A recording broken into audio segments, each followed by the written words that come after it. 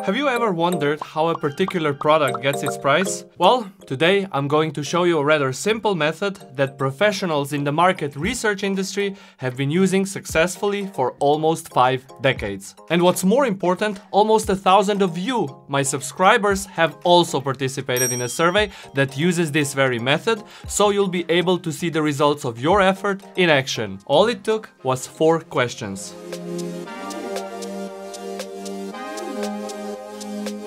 If I gave you a product, say this router I'm currently developing, and tasked you with determining what the best price for it was, chances are you'd likely show it to a bunch of people and ask them how much they'd be willing to pay for it. Apart from the fact you'd probably ask the wrong people in the first place, which is a topic for another video, you'd most likely get responses such as either that they prefer to get it for free or pay something unrealistically low.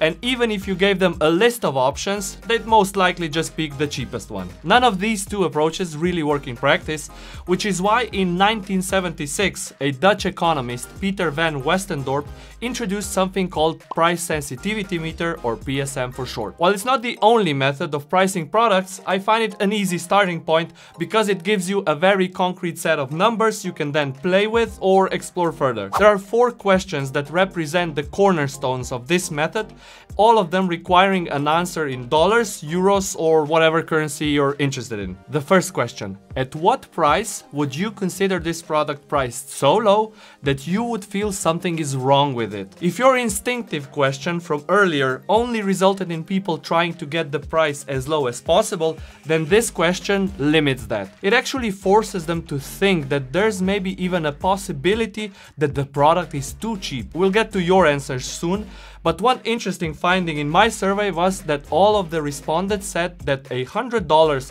for a device like this was indeed too cheap. Second question: at what price would you consider this product a fantastic buy for the money? Now this is the question you'd probably have to ask if you only got to ask a single one. And since the respondent already set their lowest threshold, obviously they'll respond with a number higher than that. Third question: at what price would this product start to get expensive, so it's not completely out of the question, but you would have to give some thought to buying it? I hope you can see now where this is going. We're starting to push the upper limits of what they are willing to pay for it. But we're not quite done yet, because we also need to ask the fourth and the final question. At which point is the product so expensive you wouldn't even consider buying it? If the first question set the lower limit, then the last has set the upper one of what people in your target market are willing to pay for the product. There is a caveat to this method though. In order for these answers to be given as accurately as possible, people giving them have to have a good understanding of the product being offered to them. It's their perception of the value that's most important here. Actually, let me repeat that because it's probably the one thing I want you to take away from this video apart from the method we're talking about. When it comes to pricing, it's the perceived value of your product that matters the most. Okay, now that you know pretty much all there is to the PSM, let's look at the results of the survey that I have set up a while ago and you participated in. Let's see if we can calculate the optimal pricing, and most importantly, what can we learn from it. As you can see here, the form currently has 982 submissions as of the time of the recording of this video.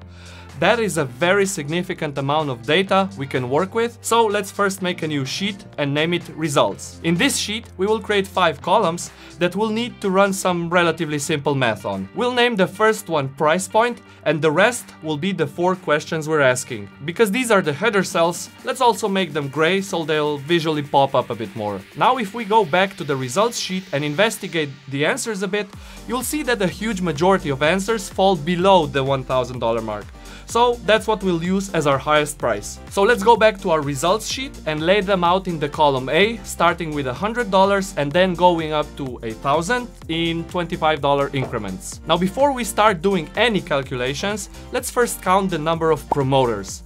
I won't go into details in this video, but in market research, promoters are the people who are more likely to buy your product as opposed to detractors who would not. One of the questions that I also ask in this form and is not part of the PSM is whether they'd buy the product right now if it was already available on the market and within their expected price ranges. I'm considering promoters those that selected either absolutely or probably. This is the formula I have to use to get the number of promoters. We make a query into our answers sheet and select all responses in which the F column matches the promoter criteria, and finally we count them. Let's put the result in the cell A40 as we will use it in most of our subsequent calculations. 839 promoters. Pretty good for a form with almost 1,000 submissions. Now let's calculate cumulative distributions for each answer using this formula. I bet it looks familiar to the one we just used, and that's because it is. We're basically just adding a condition that says get me the promoters that would consider this product too expensive at this price point. Then all we have to do is drag the formula to all the fields below until we reach the $1,000 row. Here's how we interpret these results. The 36.7% in the field B12 means that about 37% of all promoters think that $350 is too expensive. And 80% of promoters think that $650 is too expensive. But before we draw any definitive conclusions, let's apply the same math to all the other questions. We'll take the very same formula we used for the too expensive column and only change the selection of our query from column A to column B. Same logic applies. 81% of promoters would not consider a purchase if the device was sold at $500. But 90% would. However, let's not get caught in any deep interpretation just yet, as we also have to do the math for the last two columns. Exactly the same logic applies. With one difference, we have to turn the less than sign into the is greater than, and you'll shortly see why. Okay, now that we calculated almost everything we need, let's first format the numbers into percentages and draw a graph. Luckily for us, Google Sheets makes that super easy. Just select the whole table, including header cells, and click Insert, then select Chart. It already looks good as it is, but let's make it just a bit more readable by double-clicking the graph itself, then navigating to grid lines and ticks and changing major and minor counts. As per the price sensitivity model, the outer two intersections on the horizontal axis represent the range of acceptable prices. In our case, that's between $215 and $310. That's it. We now have our result that represents the will of the people. And if this is the first video in this series that you're watching now, you might be going, okay, yeah, cool, whatever. What I see though is a big problem, and I mean a gigantic one. You see, in one of my previous videos, we've put together a bill of materials, which is basically just a list of all the components and services needed to build one product, in my case, a router. I'll leave the link to that video below, but what you should know is that the total amount on that bill ended up being around $540, and that's without any margins. Now you get it, right?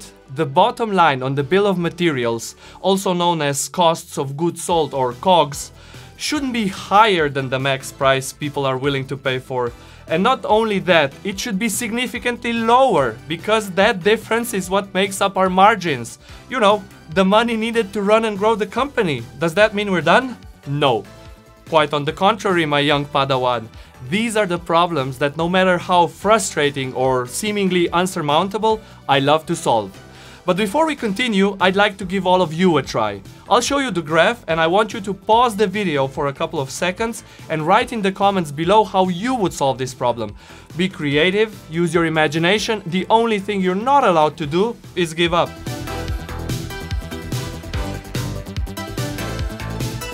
You done? Thank you. Now let me share my possible solutions. First, we can bring the cost of goods sold down significantly. Second, we can increase the perceived value of the product. And third, well, we can choose not to price the product within the acceptable price range, because as we saw, there are still people willing to pay more than that, so we can focus primarily on them. So which one am I going to use? All of them. To a degree. I'll focus on reducing the COGS first, because this is where all of you helped more than you realize.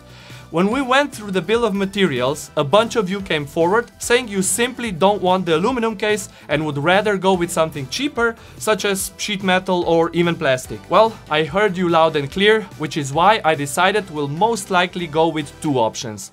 one with aluminum case, which we'll most likely call Founders Edition, and one with something much cheaper, or maybe even just a bare PCB.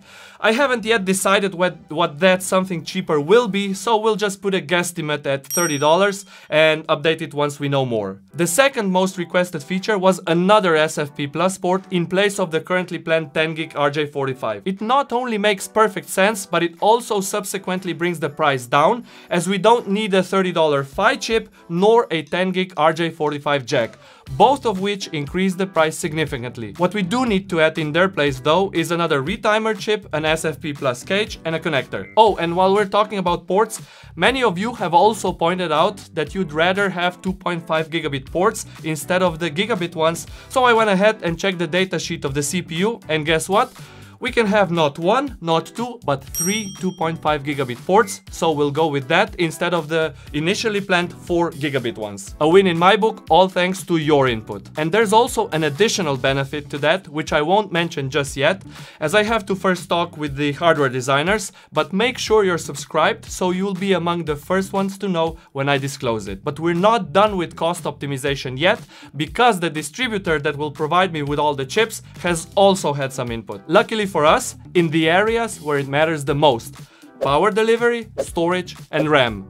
In place of the chips for power delivery, they recommended alternative parts from another manufacturer that are significantly cheaper, of the same quality, and because we got rid of the 10 gigabit PHY chip, we also need less of them. And as for the storage, they recommended better and newer parts, and what I think is also very important, denser ones when it comes to memory. This means we'll only need two 4 GB chips instead of originally planned 4 2 GB ones. Now let's look at the results and compare before and after. As you can see, we have reduced the bill of materials from $540 to $300, which is a very significant reduction in costs. And I'd argue that due to the 2.5 gigabit ports, we'll end up with an even more powerful device. Lesson to learn here: include as many people from your target market as fast as possible and listen to their feedback. At this point, you deserve a high five. That was awkward. And while we're talking about features, I should also point out a couple of responses that wanted pretty much everything possible they could think of. And I mean everything. But at the same time, $200 was their too expensive wouldn't buy answer. That's not how it works. But we're not done yet with the optimization. To get the max acceptable price above the COGS as much as possible, we also need to increase the perceived value of the product.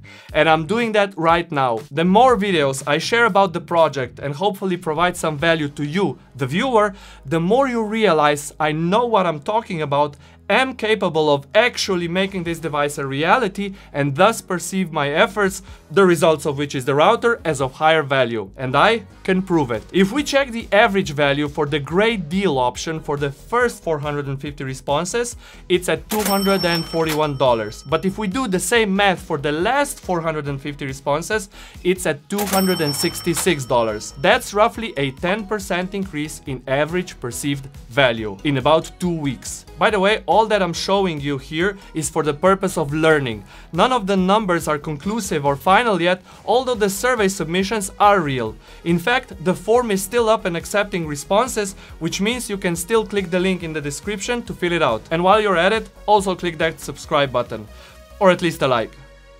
Thank you. Now let's look at the third and final option of setting the price, and that is to simply focus on the group of people that is willing to pay more than the rest.